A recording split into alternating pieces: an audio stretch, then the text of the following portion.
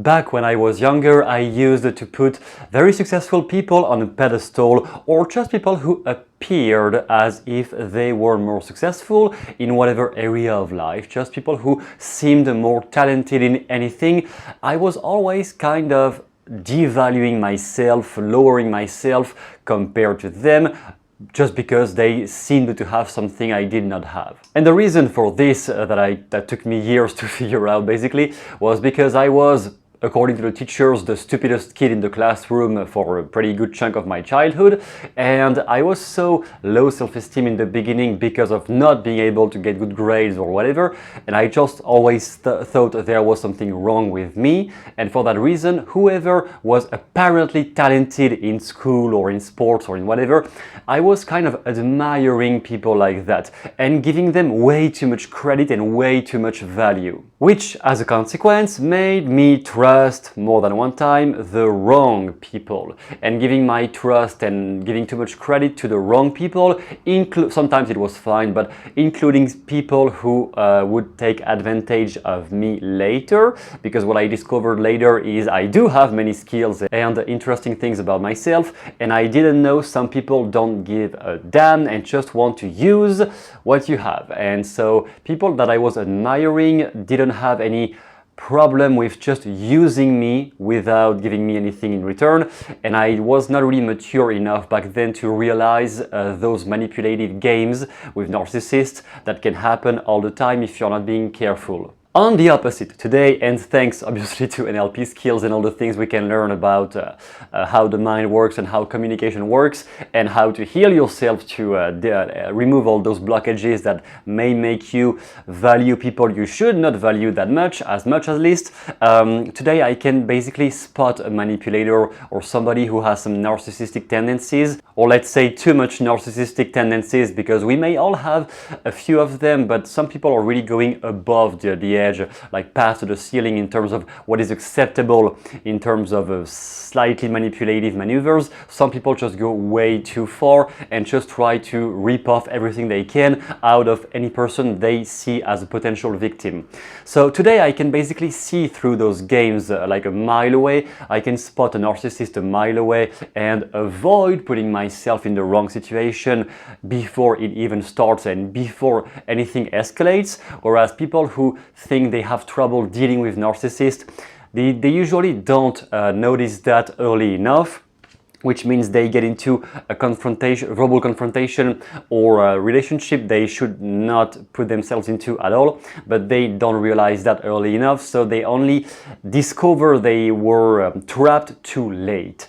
And there's always a solution anyway, but the earlier you can spot manipulative people, the less difficult it will be to get away from them and to never fall into their sneaky games. At this point, I think I have pretty much identified every possible linguistic structure when I hear a manipulative speech or somebody having bad intentions, or should I say at least selfish intentions. It may not always be harmful, but it will, in any case with those guys, it will always be just for their interest. In any case, what they want out of you is only for their interest and may not be at all for anything of value to you. So there is a specific linguistic structure, a frame behind what they say that you can identify.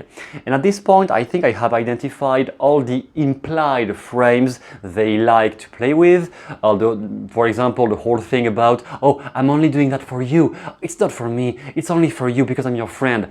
Yeah. It's never only for you. And the fact that somebody feels the need to mention that out loud should give you a warning signal. Why do they need to explain that they do only for you?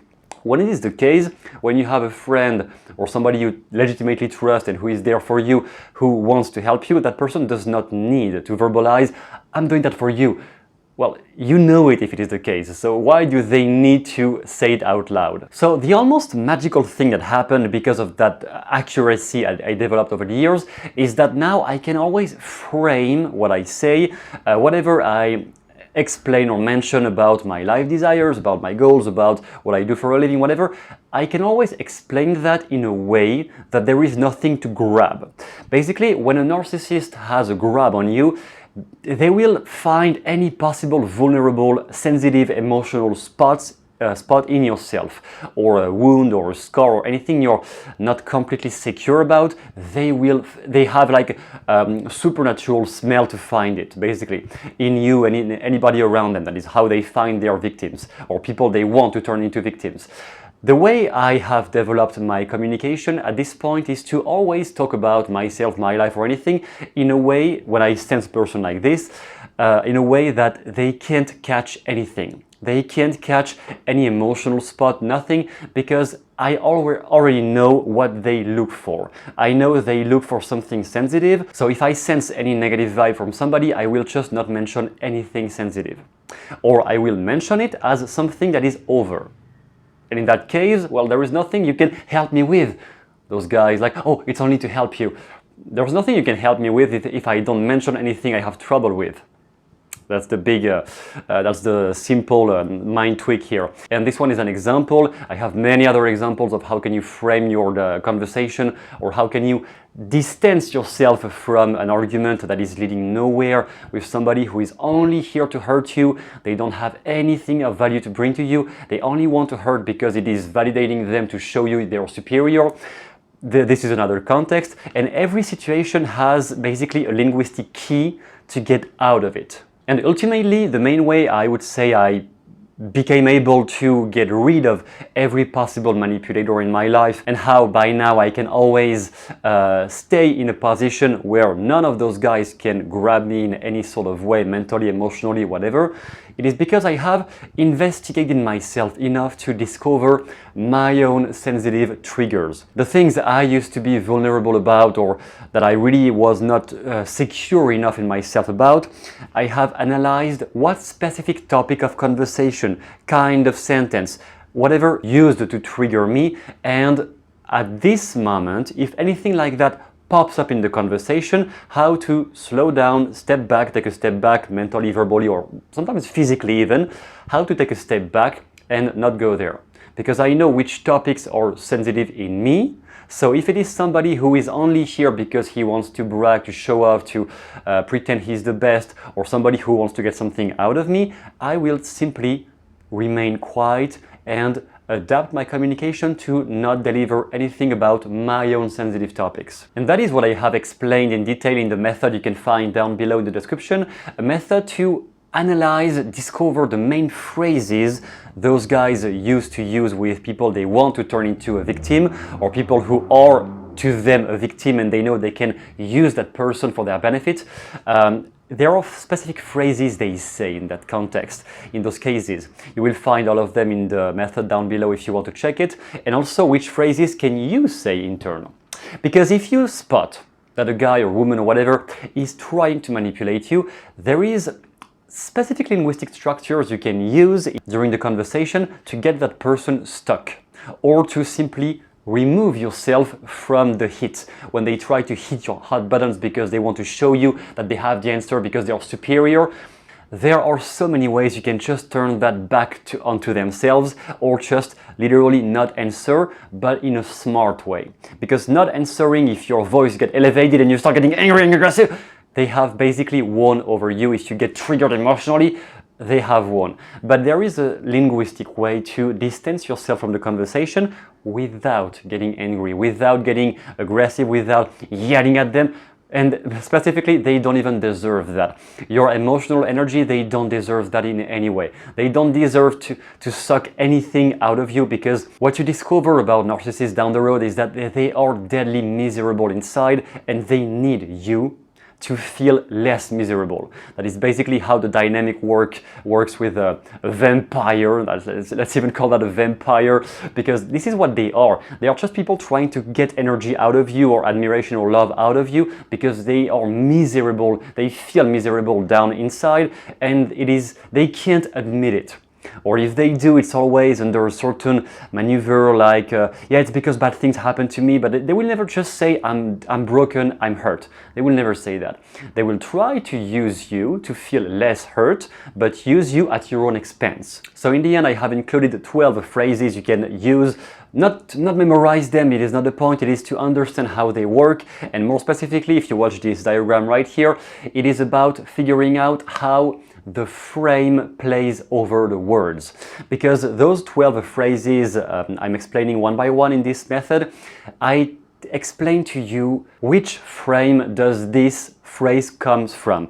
When a manipulator says something to trigger you, there is an implied frame behind that, which is one of the common ones I enumerated already, is it's not for me, it's only for you because I am here to help you. I am your guide, I am your savior, I am the guru eventually. When they play from that frame, if you answer while staying into their frame, you're dead anyway. However, there is a way to answer while obeying to your own frame. And how to choose your own frame instead of theirs, it is specifically what you can learn in this method. So if you are interested, you can click on this link and I will be glad that you join me on this adventure and discovering specifically what is it inside you that may be vulnerable, and we can get rid of it or change it in any way so that you're not vulnerable anymore. Specifically, I have added a hypnotic track that I have designed for this program where you can listen to that like once per day if you want, but not needed, just after you have faced a tough conversation or just before you are going to get into a difficult conversation or somebody that you're not quite sure if that person is trying to get something out of you or not. Just listening to the track before meeting that person will allow you to set your mind in the right space, to calm down if anything can be triggered inside you. It will calm yourself down, and there is a process inside the track to do some healing if you have been wounded, hurt in the past by somebody like this, how to detach yourself and heal from the potential emotional baggage you may still be holding about that situation. And believe me, there is really no shame to have about that, because those scars, emotional scars linked with attachment to somebody, those things can be extremely tough to heal completely.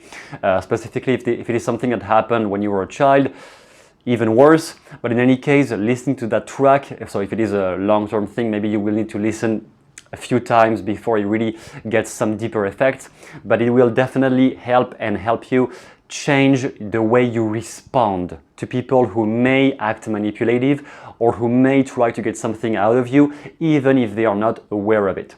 So the method is down below in the description if you want to check it. I will be glad to help you with this if you want my help. And in any case, I will see you soon in other videos. Thank you for listening.